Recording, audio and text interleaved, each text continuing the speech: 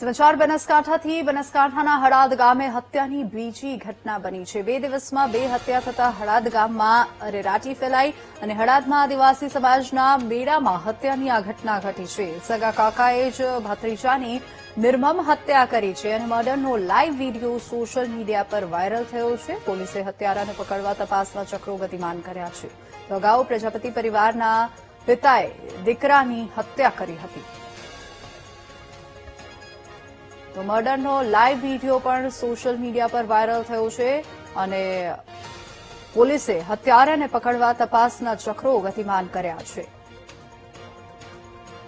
વધુ વિગતો સાથે સંવાદદાતા અક્ષય આપણી સાથે ફોન લાઈન પર જોડાઈ ગયા છે। અક્ષય, આ હત્યાની ઘટનાને લઈને શું વધુ વિગતો મળી રહી છે?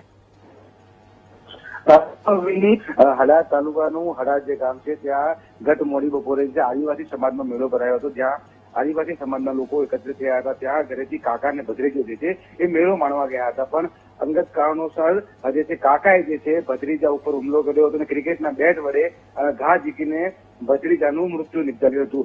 તે માર મારવાનો વિડીયો જે છે હાલ સોશિયલ મીડિયામાં વાયરલ થયો છે અને ભત્રીજાનો મૃતદેહ જે છે ત્યારે અંબાજી સિવિલ ખાતે લાવવામાં આવ્યો છે। ત્યારે કાકાની જે તપાસ છે હળાદ પોલીસ કરી રહી છે।